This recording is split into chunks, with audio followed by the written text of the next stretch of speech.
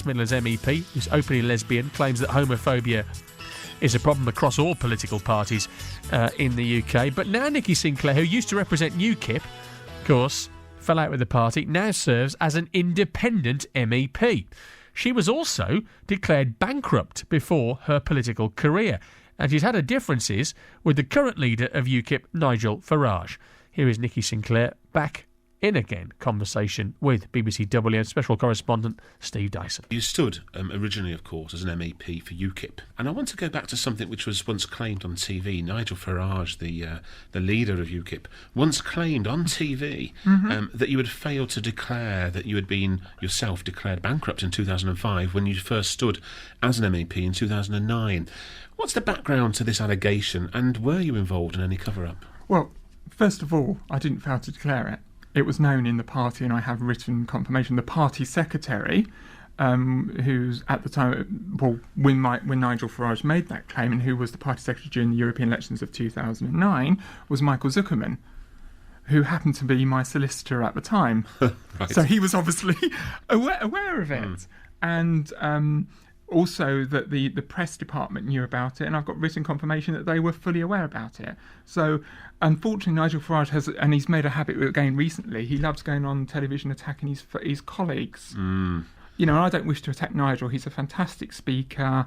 I wish he would concentrate on what he's good at, and let's leave it there. Let's look into the subject a little bit itself, though. I mean, forgetting the politics for a moment, but it's an amazing story to hear that you were once a bankrupt. How did that happen to you? How did things go out of control? It was a property that I was renting. The property had problems.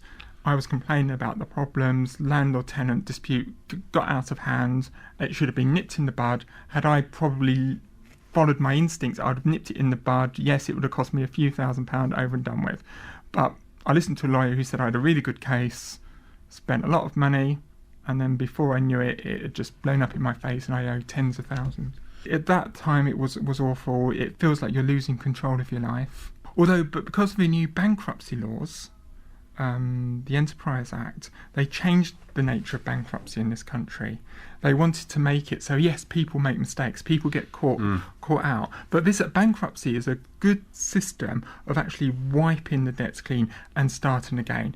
Among the Enterprise Act, you can be made bankrupt for, I think, 5-10 years if the receiver so thinks. But if a receiver can see this was a genuine thing, that things got out of hand, it's a 1-year bankruptcy. And after that 1 year's up, you're allowed to rebuild your history, your credit history. So how does that feel?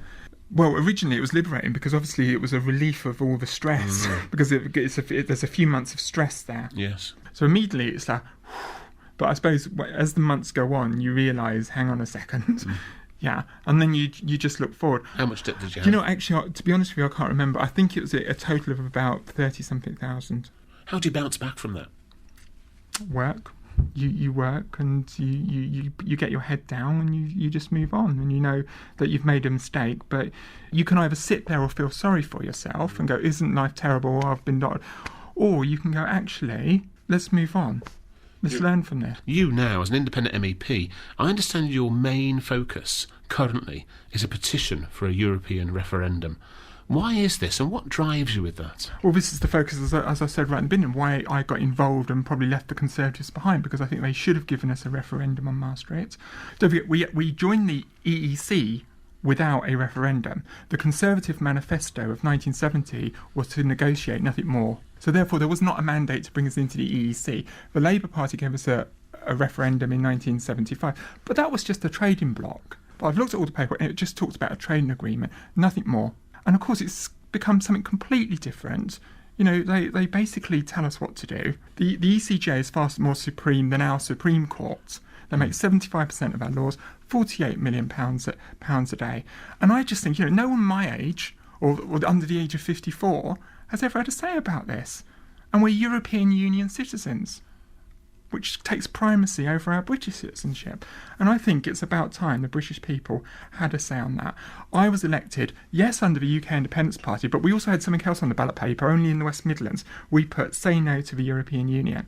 That's my mandate. The people said, say no to the European Union. So I'm using the resources as an MEP to say, have your say. And that's why I set up the website, haveyoursay.eu. And the coalition, which they haven't put the legislation through yet, that if you collect 100,000 signatures, you can force a debate in the House of Parliament. And that's my job. How long's your petition been going on for? It's been going on now for just over 10 months. And what's it called? It's the Campaign for a Referendum, and the website is haveyoursay.eu. And how many signatures have you got? We've got over 60 currently. 60,000. 60, not just 60. 60,000. Over 60,000. Yes. So if that law is passed about the 100,000 petition signatures triggering a referendum... I'll be at Downing Street the next day. Then you're 60% there. Yeah, and we're doing, we've done some national newspaper advertisements and we're doing some more. Is the timescale you've got to get that figure in by? No, I mean, it's just obviously when the legislation's passed, it's getting the 100,000 in the correct format, which obviously we don't know yet. But obviously once you have the 100,000 people and you know where to find them, it's getting that in the correct format and pushing that through. Let's get back to UKIP. On the 6th of June this year, Yeah. UKIP put out a statement that the dispute between them has been amicably resolved. Is that the case? With respect to that sexual discrimination claim, I'm glad that they've issued a statement which says that UKIP is non-discriminatory for gay and lesbian people, and I'm very happy they've done that. As a result of that, I've withdrawn the claim in the Employment Tribunal. There are ongoing negotiations. We're going to be sitting down when schedule allows, which is the schedule's an absolute nightmare for an MEP, but sit down to a roundtable discussion to move on. I've put a majority of my adult life, I was with UKIP when it was very, very small, and I feel an affinity with UKIP.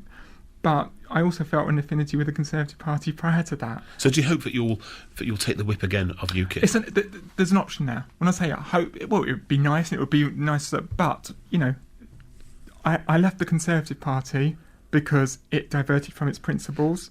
I feel that UKIP at the moment needs to readdress its own principles. I mean, at the moment it's looking to join a pan-European party.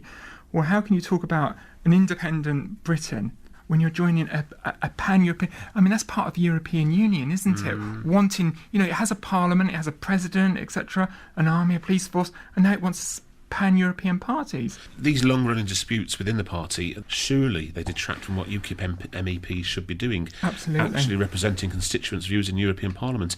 Surely UKIP needs to be seen as a serious, well-run party if it ever wants to have an MP elected to our Parliament. Well, yes, and that's got to be the aim. Nigel Farage was elected in 1999, as was Caroline Lucas. Caroline Lucas is now an MP today. Nigel Farage isn't. UKIP have had 18 different MEPs since 1999.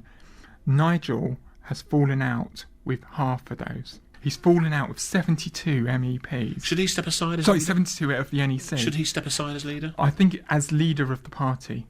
Yes, I think he should, or he should delegate. He should concentrate just on the political side of it and leave the running of the party to someone else, because that is not his forte. I'm a big fan. Some people will be falling off their chairs for me saying that. I'm a big fan of Nigel Farage. He's brilliant at what he does. He was speaking in the Parliament this week, and I followed him. I spoke after him, and he made his points. God, I wish I could do that. I wish I could do what he does. But you don't like him as leader? I don't think that's his talent. He's a very talented individual, but that's not his talent. Who should be leader? I think there's probably a few people that could do the job. Nikki Sinclaire? Well, I stood for leader. I don't know if I could be the leader. I wouldn't say I was probably the best of leadership material for a political, but I'm probably a very good organiser and campaigner, and I think I could do a good job. I just want to ask you one local question. Most recently you stood as a parliamentary candidate in Meriden in 2010, and you've campaigned with the residents of Meriden against the proposed gypsy development. Don't you think you should be sticking up for the minority group in that situation? Well, I'm very much pro-equality, and I'm anti-discrimination of any kind, and I'm anti-positive discrimination, because any form of discrimination leads to a victim. And I'm pro-Greenbelt. Now, here we have, because of years and years of political correctness and induced laws by the European Convention of Human Rights and the Court of Human Rights, and an only too willing Labour government who put through a circular in 2006 saying that if local authorities didn't make adequate provision, gypsies can develop on greenbelt land. Now, me or you couldn't buy a piece of greenbelt land and go and build a house. If we did, the council would get a court order and it would be knocked down. For other people to circumvent the law, buy a piece of land and on a bank holiday weekend put in a planning application at 5 minutes to 5 and then start digging up thousands of years of greenbelt evolution to ignore the law and use this positive discrimination. That's what I'm opposed to. Yes, I'm not anti-gypsy. I've often said, look, come to me, I will help you. You're my constituents too. I will represent you. This inappropriate development is wrong, and that's why I'm sticking up with the residents. I actually really firmly believe in the green belt.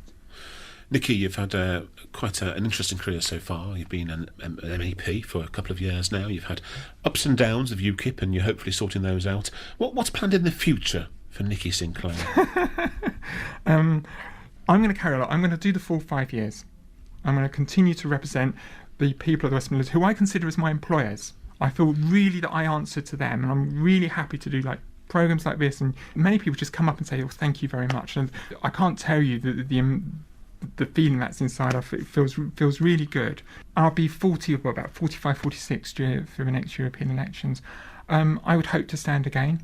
I was born opposite House of Parliament. I grew up admiring Margaret Thatcher, who I've met briefly at one point. She told me never to give up, never to give up. So I would like to see a career in politics, but that's not up to me.